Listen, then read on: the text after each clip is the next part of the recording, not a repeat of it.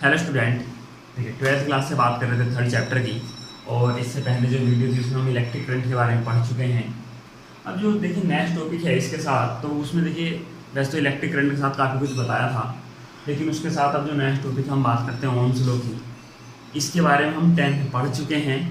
और 10th में हमने जो वी और आई दोनों के बारे में पढ़ा था, साथ में एक टर्म और पढ़ा था जब ओम का नियम पढ़ा था, उसमें था ओम का नियम। ठीक है, तो ओम के नियम में क्या था कि हमारे देखिए अधिकांश आपको v बराबर, जब कोई किसी पूछ जाता है तो v बराबर आर आई करके ओम का नियम बताया जाता है कि v बराबर आर आई क्या होता है, ओम का नियम। जबकि जो ओम का नियम है, देखिए सबसे पहली चीज मैं जिस ओम जो वैज्ञानिक थे उन्होंने धारा से रिलेटेड नियम दिया, और धारा के लिए जरूरी क्या है कंडीशन, v यानी विभवांतर उत्पन्न होना इनके बीच, दो टर्मिनलों के बीच।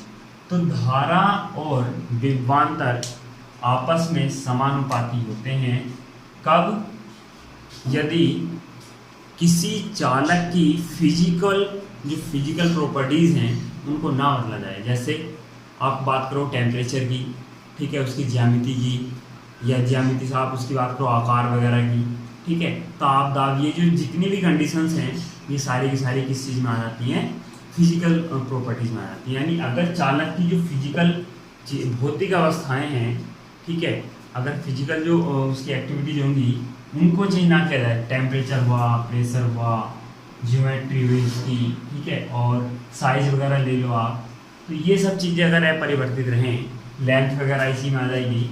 तो इन सब चीज़ों का परिवर्तित रखने के बाद यदि जो चालक है वो क्या करता है, यदि हम उस चालक के बीच जैसे जैसे विभवांतर बढ़ाते जाते हैं वैसे वैसे धारा का मान भी बढ़ता जाता है। यदि मैं इसको 2v कर दूं तो यहाँ ये 2i हो जाएगा। ठीक है, तो प्रपोज देखिए, अब यहाँ इस केवल इसी चीज से काफी सारी चीजें याद हो जाएंगी कि एक तो सबसे पहले ओम ने क्या दिया था, धारा से विद्युत धारा संबंधी नियम दिया। क्या था कि देखिए विद्युत धारा के लिए जरूरी क्या है, विद्युत धारा प्रवाहित होने के लिए विभवांतर का उत्पन्न होना, और विभवांतर यानी जब विभवांतर उत्पन्न होगा तो धारा क्या होगी, विभवांतर के समानुपाती, ठीक है, या अनुक्रमानुपाती आप कह सकते हो। ये किसका था, ओम का नियम था। ओम के नियम की अगर हम पूरे की बात करते हैं क्या है, तो यदि किसी चालक की भौतिक अवस्थाएं अपरिवर्तित रहें तो उस समय क्या होता है कि जो चालक में प्रवाहित धारा होती है वो चालक के जो टर्मिनल्स हैं दोनों, यानी दोनों सिरे हैं, उनके मध्य लगने वाले विभवांतर के अनुक्रमानुपाती होती है। ठीक है, ये किसका था, ओम का नियम था। भौतिक अवस्था मैंने बता दी है, ताप दाब, ठीक है, और उसकी ज्योमेट्री वगैरह, तो ये चीज़ें किस में आ जाती हैं, भौतिक अवस्थाओं में आ जाती हैं। ठीक, तो ये तो किसका था, ओम का नियम था। लेकिन अब देखिए ओम के नियम को मैंने भी बता ही दिया, ओम के नियम को जो हम आई बराबर या वी बराबर आर आई बोलते हैं, ये नहीं बोलना, ये ओम का नियम नहीं है। देखिए ओम के नियम में केवल लागू होता है आई प्रोपोर्शनल टू वी, जबकि ये जो रिलेशन है ये आप हर जगह किसी भी कंडीशन में यूज कर सकते हैं। तो इन दोनों में डिफरेंट है। ठीक है, अब ये आया कहाँ से, देखिए अगर अब यहाँ आप चाहे तो इसको वी प्रोपोर्शनल टू आई लिख दीजिए। ठीक है, जब ये साइन हटता तो आपको पता है क्या लगाते हैं, कॉन्स्टेंट लगाते हैं, और वो ये। अगर आप इसी से करना चाहते हैं तो ये आएगा आई प्रोपोर्शनल टू 1, इस प्रोपोर्शनल को जब हटाएंगे तो I equal to 1/r into V आएगा, यहाँ से भी आई आर ही, या वी बराबर आर आएगा, दोनों जगह से सेम। ठीक है, तो ये तो था ओम का नियम। अब देखिए अब जो हमारे पास चालक है, देखिए ये काफ़ी चीज़ों पर डिपेंड करता है। यानी क्या, देखिए अब जो यहाँ से आर निकल के आया, मैं यहाँ एक रिजल्ट लिख देता हूँ बस, वी बराबर आया। ये जो आर निकल के आया ये है क्या, तो ये एक कांस्टेंट है, ये क्या है, एक कांस्टेंट है, और इसको हम बोलते क्या है, चालक का प्रतिरोध बोलते हैं, चालक का प्रतिरोध यानी रेजिस्टेंस। जो चालक का जो प्रतिरोध होता है, रेजिस्टेंस होता है, उसको हम क्या बोलते हैं, आर बोलते हैं। यानी जो हमने यहाँ कांस्टेंट लगाया हमने उसी को क्या बोल दिया, आर। अब बात करते हैं कि आर है क्या। ठीक है, तो आर क्या चीज़ है, देखिए आर में क्या है, अब मैंने आपको बताया था कि एक कंडक्टर है, और इस कंडक्टर में क्या है, जो इसके अंदर कण होते हैं वे क्या करते हैं, गति करने लगते हैं, इलेक्ट्रॉन्स वगैरह जिनको हम कहते हैं, और अनियमित रूप से करते हैं। लेकिन जब पोटेंशियल लगा दिया जाता है टर्मिनल के बीच तो ये क्या करते हैं, एक दैशिक प्रवाह करते हैं। एक दैशिक का मतलब एक ही दिशा में बहने लगते हैं। और किस दिशा में बहते हैं, वैद्युत क्षेत्र की विपरीत दिशा कह सकते हैं आप, या ठीक है निगेटिव टू पॉजिटिव कह सकते हैं, निगेटिव टू पॉजिटिव टर्मिनल कह सकते हैं। किसकी दिशा है ये, इलेक्ट्रॉन्स की। और यदि मैं कहूँ यहाँ विद्युत धारा की दिशा तो वो इलेक्ट्रिक फील्ड की डायरेक्शन में होगी, ठीक है, और पॉजिटिव टू नेगेटिव होगी, यानी इलेक्ट्रॉनों के प्रवाह के विपरीत दिशा में। इलेक्ट्रॉनों से मतलब यहाँ ऋण आवेश की विपरीत दिशा है। और यदि मैं केवल धारा की दिशा के लिए बात करूँ, अगर यहाँ पॉजिटिव आवेश प्रवाहित होने लगे तो मैं उसके लिए अगर बात करूँगा तो धारा की दिशा पॉजिटिव आवेश की दिशा में ही होती है। ये बात ध्यान रखेंगे कि यहाँ इलेक्ट्रॉन से मतलब है ऋण आवेश से, ऋण आवेश जिस ओर प्रवाहित होगा उससे विपरीत दिशा में वैद्युत धारा की दिशा होगी। और यदि धनावेश प्रवाहित आप कर रहे हैं तो धनावेश के अकॉर्डिंग अगर आप देखेंगे तो धनावेश की दिशा में ही वैद्युत धारा की दिशा होती है, ठीक है। तो ये चीज़ें क्लियर हो गई। अब देखिए होता क्या है कि जो ये चालक है, अब ये चालक करता क्या है कि जो ये अंदर इलेक्ट्रॉन्स गति कर रहे थे, ठीक है, तो कोई भी चालक क्या करता है, जैसे देखिए आपने पहले पढ़ा है कि हर एक वस्तु क्या करती है, अपनी अवस्था परिवर्तन का विरोध करती है और उसके अंदर ये गुण होता है। और हम इस गुण को क्या बोलते क्या थे, जड़त्व का गुण बोलते थे, ठीक है। तो वैसे ही मैं बात करूँ, देखिए ये अनियमित रूप से गति कर रहे थे।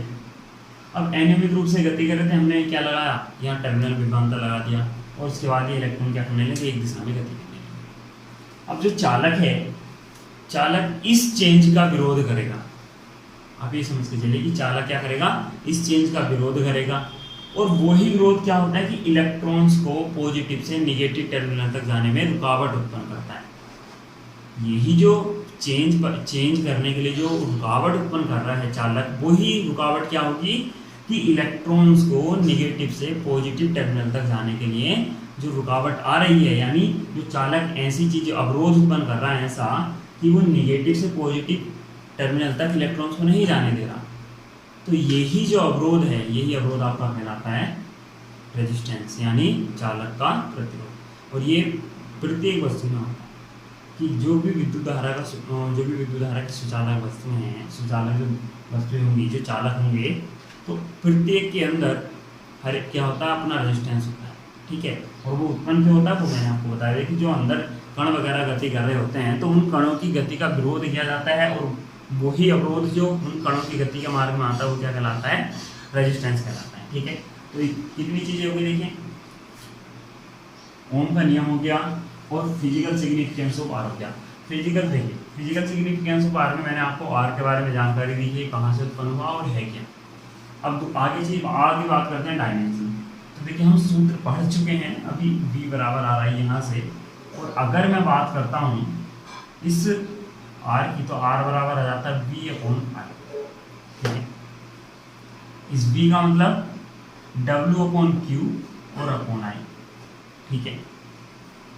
आप q को तोड़ लीजिए किसमें, it में, और अपॉन में तो एक i लिखा हुआ है, ठीक है। इसका मतलब हुआ क्या, ये हो गया w/i² × t। इसके जरिए आप क्या याद करते हैं, इसकी भी मैंने पास, ठीक है। mlt की पावर -2 हो गई। ये i के लिए जो यूज किया जाता है सिंबल, वो यूज किया जाता है a। तो यहाँ i की पावर 2 है तो यहाँ a² लिखा जाएगा, t के लिए कैपिटल T आएगा, ml² t की पावर -2 कार्य की विमा हो गई। बलगुणा विस्थापन से आप निकाल लें। और यहाँ देखिए अब सोल्व करेंगे तो कितना आएगा, n की पावर ऐसी रहेगी, l² ऐसे रहेगा, t की पावर कितनी रहेगी -3 और a की पावर आ जाएगी -2। ये आपकी क्या होगी, रेजिस्टेंस की विमा होगी, यानी डायमेंशन, ठीक। आगे स्टैटिक और डायनामिक रेजिस्टेंस देखिए। अब बात करते हैं जो v और i के लिए। अब देखिए जो मैं कहता था काफ़ी सारे पॉइंट यहाँ याद हो जाएंगे इससे, तो उसके बारे में बात करते हैं। आपने लास्ट ईयर क्लासेज में ये चीज़ पढ़ी भी है कि जो चीज़ हमारे पास हम देखिए केवल एक चीज़ को जानते हैं कि अगर हमारे पास कोई इस तरह से प्रपोजल है तो अगर ये चीज़ घट रही है तो ये भी घटेगी, ये बढ़ेगी तो ये भी बढ़ेगी, ठीक है। लेकिन यदि इन दोनों के बीच ग्राफ खींचा जाए तो कैसा प्राप्त होता है, हमेशा इस तरह की कंडीशन में एक सरल रेखा प्राप्त होती है। यदि मैं यहाँ आई ले लूँ और इस एक्सेस पे वी ले लूँ, यानी वाई और एक्स एक्सेस की कहानी है। ये क्या हो गया, ओरिजिन। तो जो ग्राफ आएगा वो आपका एक स्ट्रेट लाइन आएगा, एक स्ट्रेट लाइन होगा। और अब देखिए ये तो होगा किसके कारण, कि हमें केवल ये पता है कि अगर डायरेक्टली चीज प्रोपोर्शनल में है कोई चीज़, दो चीज़ें, तो उनके बीच में जो ग्राफ होता है वो एक सरल रेखा आएगा। अब मैं इसको आई और वी को आपस में पलट भी दूं तब भी ये सरल रेखा ही रहेगा, इससे कोई फर्क नहीं पड़ेगा कि वक्र बन जाएगा। लेकिन आई और वी यदि मैं इनके आपस में पलट रहा हूँ, यानी वी अगर मैं वाई एक्सिस पे ले वो सॉरी एक्स एक्सिस पे ले लूँ और आई को कहाँ ले जाऊँ वाई एक्सिस पे, तब भी ग्राफ क्या रहेगा, एक सरल रेखा रहेगा। ठीक, अब देखिए इसमें जो इम्पोर्टेंट चीज़ है वो ये है कि जो इसका स्लोप है यानी ढाल है, ये जो निकाला जाता है, जैसे आपने देखा होगा बैलेंस जो वेग समय ग्राफ था हमारा, हम जब उसके जरिए निकालते थे, यानी इस तरह से निकालते थे कि ये v था फर्स्ट टाइम में जब हम ग्राफ विधि से समीकरण पढ़ते और यहाँ t था, जब हम ये स्लोप निकालते थे तो इसको क्या कहते थे, त्वरण कहते थे। ठीक है, अब उसी के तरीके से यहाँ जो स्लोप है ये किस चीज़ को रिप्रेजेंट करेगा, यानी जो ढाल है वो किस चीज़ को प्रदर्शित करेगा। तो देखिए v और i है तो v अपॉन आई, आपको केवल याद रखने का तरीका बता रहा हूँ, ये किसके बराबर है यहाँ r के, तो इसका मतलब किसको रिप्रेजेंट कर रहा है, r को रिप्रेजेंट कर रहा है। यानी जो v और i का ढाल होगा, चाहे वो सरल रेखा हो या ना हो, इसका जो ढाल होगा v और i ग्राफ का, और ग्राफ देखिए अब एक चीज़ ध्यान रखिए, जब हम ये ढाल निकाल रहे हैं और हम कह रहे हैं r है, तो ये v बाई एक्स पर ही हो और i एक्स एक्सिस पर ही हो, ये ध्यान रखेंगे। यानी i एक्सिस, i वाला जो है, जो i वाला भाग है वो जिस एक्सिस पर है उस एक्सिस से बनाया गया स्लोप ही r होगा। i जिस एक्सिस पर बना है उसी एक्सिस के साथ बनाया गया ढाल क्या होगा, r होगा। ऐसा नहीं है कि आप y एक्सिस के साथ निकालेंगे तब भी r आएगा, नहीं। अगर आप इसको पलट देते हैं यानी y एक्स इस पर निकालते हैं, v वाले एक्सिस पर निकालते हैं, तो वो 1/r होता है, जिसको हम बोलते हैं विशिष्ट प्रतिरोध। क्या बोलते हैं, विशिष्ट प्रतिरोध बोलते हैं। ठीक है, तो सॉरी विशिष्ट प्रतिरोध का नाम आ रहा है, चालकता बोलते हैं इसको। ठीक है, इसको बोलते हैं चालकता। ठीक, तो जो विशिष्ट प्रतिरोध है, देखिए विशिष्ट प्रतिरोध को आपने एक सूत्र में पढ़ा होगा, R बराबर रो एल अपॉन ए। जो प्रतिरोध को प्रभावित करने वाले कारक थे वो 10 में पढ़े आपने, और जो यहाँ रो होता था इसको बोलते थे विशिष्ट प्रतिरोध। ठीक है, लेकिन मैं बात कर रहा हूँ 1/r की, तो इसको बोलते हैं चालकता। ये सारी चीज़ें आप अभी धीरे धीरे आगे पढ़ेंगे।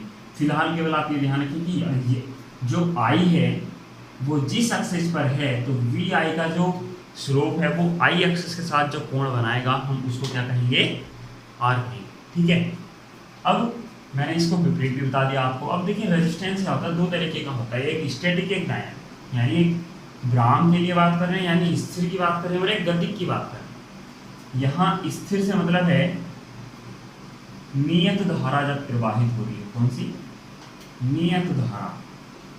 ठीक है, और जो गतिक की मैं बात कर रहा हूँ यानी डायनामिक की अगर मैं बात करूँ, तो इसमें क्या होता है, ये हो जाता है आपका परिवर्ती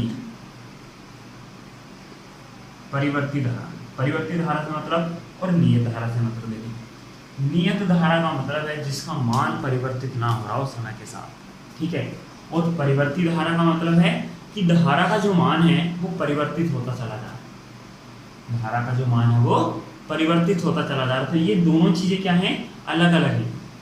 नियत धारा के लिए देखिए, अब देखिए नियत धारा है, तो आप नियत धारा के लिए मैं अगर यहाँ से बताऊँ आपको स्टैटिक रेजिस्टेंस के बारे में, तो अगर मैं एक पॉइंट यहाँ ले लेता हूँ, ठीक है, तो V वाले पॉइंट के लिए मैं यहाँ निकाल लूँ, इसको मैंने A पॉइंट मान लिया, ये V1 ये I। ठीक है, एक पॉइंट यहाँ है B, और मैं इसके लिए अगर बात करता हूँ तो ये आ जाएगी, ये हो गया I2 और ये हो गया V2। ठीक है, तो नियत धारा जब देखिए नियत धारा के लिए जब ग्राफ बनेगा तो इसमें क्या है, इसकी वैल्यू फिक्स होते हुए रूप में चलेगी, और आप उस टाइम यदि R1 निकाल रहे हैं, ये जो है A वाले पॉइंट के लिए RA कर दीजिए। ठीक है, तो V1 अपॉन I1 निकालेंगे, कोमा जब V निकालेंगे तो ये निकालेंगे आप V2 upon I2। R B निकालेंगे तो याद आएगा V2 अपॉन आई। ठीक है, आपने दो अलग अलग पॉइंटों पे नियत धारा के लिए रेजिस्टेंस निकाली। ये जो रेजिस्टेंस है, ये आपका बराबर आएगा एक सरल रेखा के लिए और नियत धारा के लिए, सरल रेखा के लिए और नियत धारा के लिए। लेकिन ये जो आर ए है इसका मतलब आर बी के क्या होगा, बराबर होगा।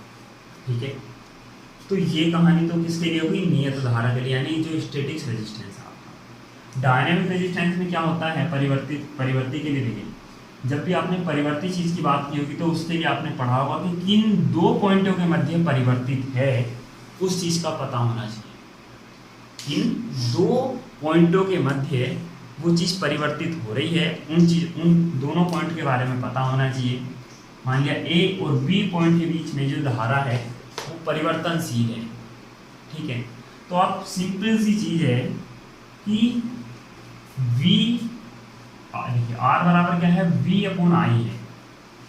जब दो पॉइंटों की मैं बात करने लगा तो इसका मतलब क्या होगा, यहाँ क्या आना चाहिए, उन दोनों पॉइंट के बीच में पोटेंशियल डिफरेंस और नीचे जो करंट का है करंट डिफरेंस, यानी मैं बात करूँ तो डेल्टा V अपॉन डेल्टा आई की यहाँ बात होगी।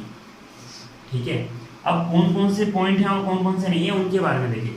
अब यहाँ मैंने ए और बी पॉइंट लिए हैं तो मैं यहाँ इन दोनों पॉइंट का डिफरेंस लिखूंगा और धारा के लिए इन दोनों धाराओं का डिफरेंस लिखूंगा। बस ये चीज़ आपको ध्यान रखना कि डायनामिक में जो दो पॉइंट हैं उन दोनों पॉइंटों के लिए हमें दोनों पॉइंट का डिफरेंस चाहिए होता है, वोल्टेज का भी और करंट का भी। तो हम इस तरह के जो रेजिस्टेंस निकालते हैं वो निकालते हैं डायनामिक रेजिस्टेंस। और जो नॉर्मल हम V बराबर आर आई से निकाल रहे थे, आर बराबर V अपॉन आई से निकाल रहे हैं, वो अलग अलग पॉइंट पर वो है स्टैटिक रेजिस्टेंस। ठीक है, तो दो तरह के रेजिस्टेंस के बारे में आप बात चुके हैं।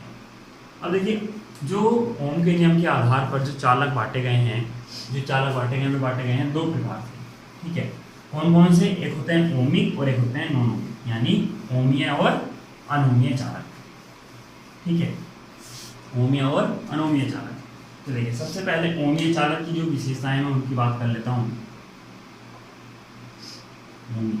देखिए इसमें क्या क्या, एक तो आप ग्राफ के जरिए इसको याद रखेंगे तो काफी जल्दी याद रहेगा। सबसे पहले क्या था, अभी जब ग्राफ बनाया था तो एक सरल रेखा आई। ठीक है, तो ओमिक चालक हैं क्या, पहले सिंपल सी डेफिनेशन है कि किसके आधार पर बांटे हैं, ओम के नियम के आधार पर बांटे हैं। तो जो ओम के नियम का पालन करेंगे, पालन करने वाले कौन होंगे, ओमिक, और जो पालन नहीं करेंगे वे नॉन ओमिक। ठीक है, पालन करने वाले ओमिक और ना पालन करने वाले अनोमिक। यानी अगर कोई चालक ऐसा है जो ओम के नियम का पालन कर रहा है, पूर्णतः पालन कर रहा हो, तो वो ओमिक है, और अगर नहीं कर रहा है तो वो अनोमीय है। यानी ओमीय चालक और अनोमीय चालक। अनोमीय में अन आ गया तो इसका मतलब ओम के नियम का पालन नहीं करेगा, ओमीय में ओमीय वाले जो होते हैं वो ओम के नियम का पालन करेंगे।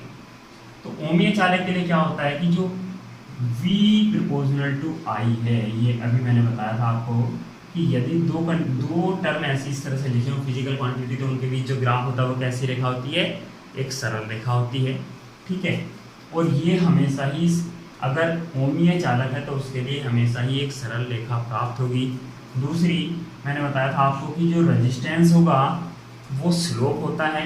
तो जब आप स्लोप किसी भी पॉइंट पर निकालिए, चाहे यहाँ निकाल लीजिए, यहाँ निकाल लीजिए, यहाँ निकालिए, आगे कहीं भी निकालिए, ये हमेशा ही क्या आएगा, रेजिस्टेंस बराबर आएगा।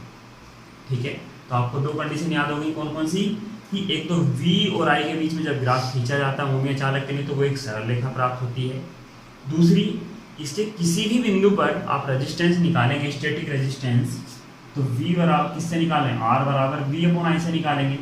तो ये अलग अलग वैल्यू के लिए, जैसे V2 upon I2, V1 upon I1 के लिए, V2 अपॉन I2 के लिए, V3 अपॉन I3 के लिए आप निकालेंगे किसी भी पॉइंट पर अलग अलग, तो ये सारे के सारे क्या होते हैं, बराबर होते हैं। यानी आप पॉइंट A ले लीजिए, चाहे पॉइंट B ले लीजिए, चाहे पॉइंट C ले लीजिए, ये सारे के सारे क्या हैं, बराबर हैं।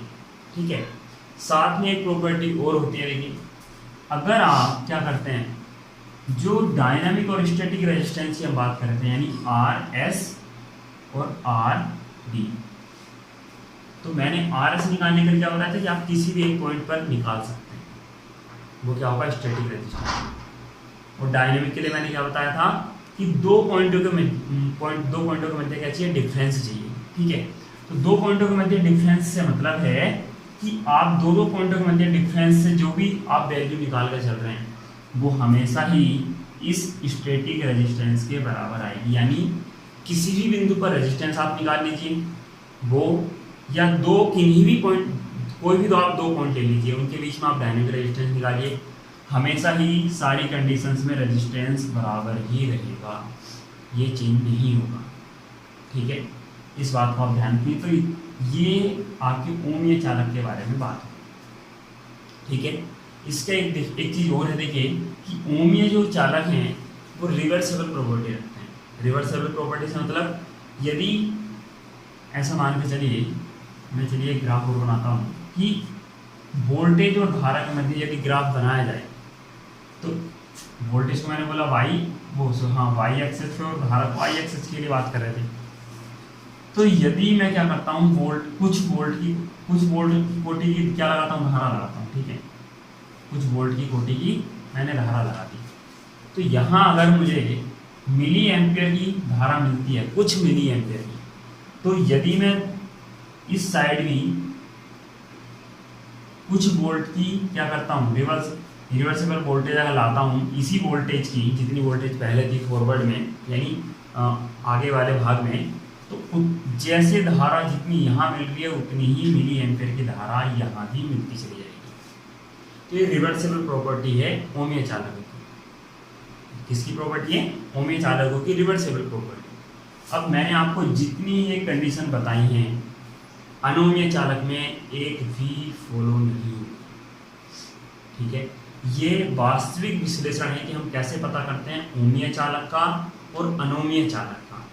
ठीक है, ओमीय चालक का और अनोमीय चालक का एग्जाम्पल देखिए नोट में लिखे हुए हैं। जैसे यहाँ आप ओमीय चालक, जो ओमीय चालक होते हैं उसको मैंने मैग्नेट का तार होता है, कॉपर चांदी वगैरह के तार होते हैं, ये सब उसी में आते हैं। और जो आप बात करते हैं अनोमीय चालक में, तो उसमें डायोड, ट्रायोड टाइप की जितनी भी युक्तियाँ हैं ये सारी सारी अनोमीय में आती हैं। तो एक बार मैं रिवाइज कर देता हूँ। देखिए ओमीय और अनोमीय में अब दोनों को मैं एक साथ बोलता हूँ, तो ओमीय और नॉन ओमीय क्या क्या डिफरेंस है। यहाँ V प्रोपोर्शनल टू I के लिए क्या होता है, ग्राफ एक सरल रेखा होता है, और यहाँ एक क्या होता है, वक्राकार होता है। वक्राकार से मतलब आप इस तरह से बनाएंगे तो ये इस तरह की कुछ कंडीशन आपको प्राप्त होगी। ठीक, कर्व प्राप्त होगा इसका मतलब ये। दूसरा, आप यहाँ इसके स्लोप से क्या निकालते हैं, रेजिस्टेंस निकालते हैं, तो स्लोप से रेजिस्टेंस यहाँ भी निकलेगा, इसमें कोई चेंज नहीं है, क्योंकि VI का ग्राफ है, VI का ग्राफ है, जो प्रॉपर्टी ग्राफ रखता है वो प्रॉपर्टी अपनी नहीं छोड़ सकता। तो यहाँ भी जैसे जैसे आप स्लोप निकालेंगे वैसे वैसे रेजिस्टेंस आपको मिलता चला जाएगा। अब देखिए कोई अगर यहाँ आपसे कहने लगे एक पॉइंट यहाँ है, एक पॉइंट यहाँ है, तो कौन से पर रेजिस्टेंस ज़्यादा होगा, तो एक नॉर्मल सी चीज़ है, जहाँ स्लोप आपको ज़्यादा दिख रहा है वहाँ रेजिस्टेंस ज़्यादा होगा।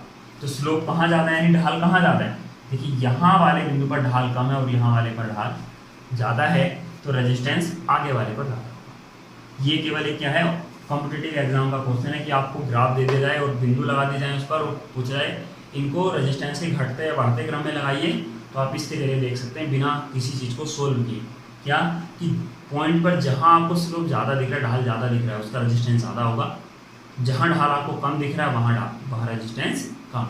ठीक है, दूसरी प्रॉपर्टी क्या थी कि आप अलग अलग पॉइंट पर स्टैटिक रेजिस्टेंस निकाल रहे थे, तो वो क्या आ रहा था ओमीय चालक में बराबर।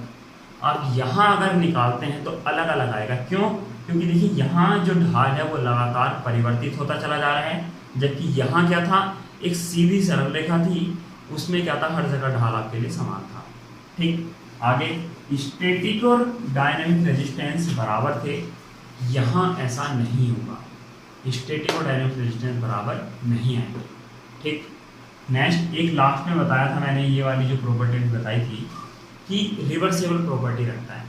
तो रिवर्सेबल प्रॉपर्टी देखिए ये यहाँ नहीं रखता, क्यों, अब देखिए यहाँ जब हम इसके वोल्टेज और धारा के बीच ग्राफ बनाते हैं तो वो इस तरह से कुछ आता है, यहाँ से आप देखेंगे तो यहाँ कुछ धारा आपको इस तरह से मिलेगी और ये इस तरीके से, यहाँ कुछ माइक्रो एम्पियर की धारा मिलती है और यहाँ मिलती है मिली एम्पियर। यानी सेम वोल्टेज लगाने पर किस पर, जो हमारे पास फॉरवर्ड करंट, जब हम फॉरवर्ड वोल्टेज के रूप में देख रहे हैं इसको, सर्किट को, यानी पॉजिटिव भाग में ऊपर देख रहे हैं, तो कुछ वोल्टेज की कोटि के लिए मिली एम्पियर की धारा प्राप्त हो रही है, और यहाँ बैक वाले के लिए, यानी जब विपरीत दिशा में लगा रहे हैं तो कुछ माइक्रो एम्पीयर की धारा मिलती है। इसका मतलब धारा क्या हो जा रही है, परिवर्तनशील हो जा रही है।